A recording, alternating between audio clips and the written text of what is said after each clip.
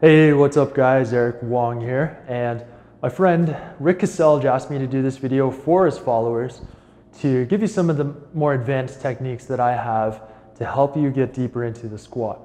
So the exercises I'm going to show you 3 different exercises, and I'm going to explain the significance of these different exercises and kind of different techniques to use.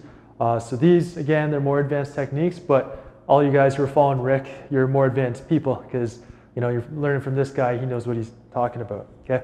So the first one I'm going to show you is, let me show you the front angle, is adductor contract relax stretch. So if your groin is tight, your adductors, it's going to be tough to get down deep into the squat properly, because when you're going into the squat, you've got to open up the hips. You've got to spread them out there. If you're tight in the adductors, it's going to keep them there, and it's going to be tough to do that, okay? So we want to open those hips up, get the glutes involved, and to do that, we need loose adductors. Now, one exercise that I love doing here is the adductor contract relax stretch. So what we do is set up in the 4-point stance here, stick one foot out.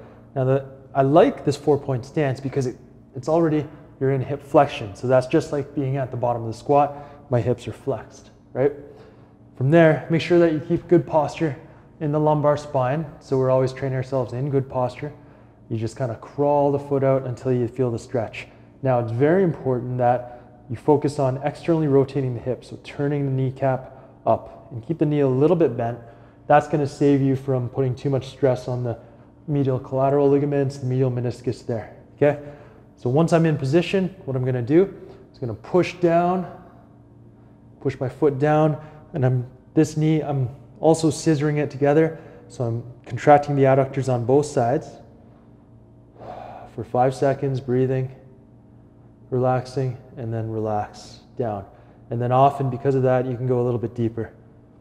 So you do that 2 or 3 times per leg, and that's going to not only lengthen your adductors, but it's also going to strengthen them at that end range of motion.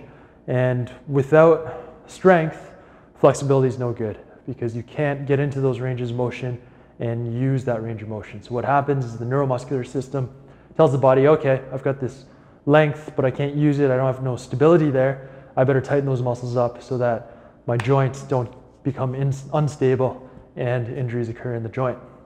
So that's technique number 1, the contract relax, specifically for the adductors. Now, what we can do as well, you've probably heard of butt wink. So butt wink is when you squat and you get down and then the tail tucks under, the lumbar spine flexes.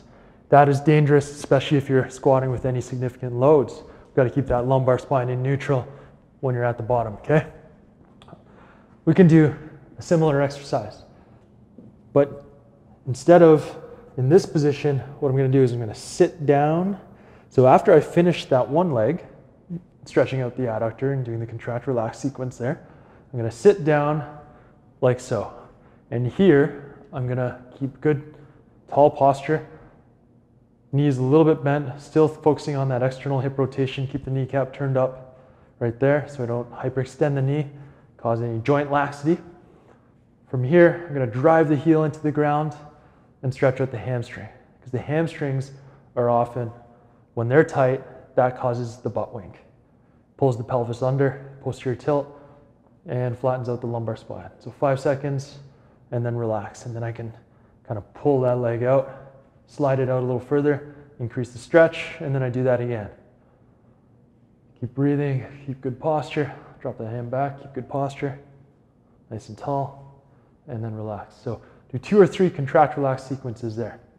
Now, I'm going to show you one more of my super advanced secret techniques here, and this is what I call scouring. And scouring is super important for keeping that rotation ability of the hip joint.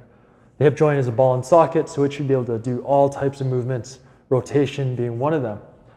And that's often one of the movements that we lose. And I've developed this technique specifically to help my athletes kick better, because whenever you throw like a side kick or a roundhouse kick, you need that rotation in your hip joint. But it helps anybody who wants to squat deeper, deadlift better, any type of lower body exercises. So we can go in this position. We do it in both positions, actually. From here, we just rotate that toe up, keeping good posture and maintaining the lumbar spine. You just go back and forth and you do 6 repetitions there. And then same thing here, 6 repetitions there. You do anywhere from 5 to 10 repetitions, okay?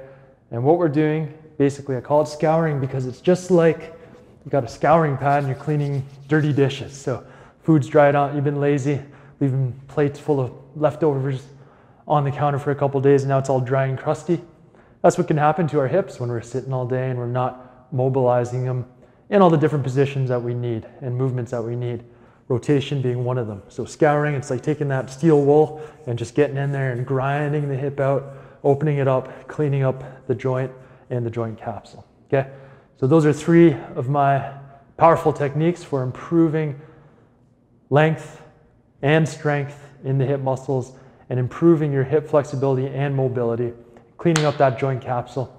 It's gonna help you out a lot. So start doing that up, spend 5 to 10 minutes just doing that sequence properly. Take your time with it, and after a couple weeks, you're gonna find a huge benefit in your hip flexibility and your strength in other exercises like squats, deadlifts, and if you do any sports, kicking, even sprinting, doing intervals, you'll be able to open up more and do better with those types of exercises and movements, okay? So I hope you guys enjoyed that video. Again, my name is Wong. This is a video for my buddy Rick Caselge and all of his peoples. So I hope you enjoyed it and you put it to work for you. Thanks. I'll talk to you soon.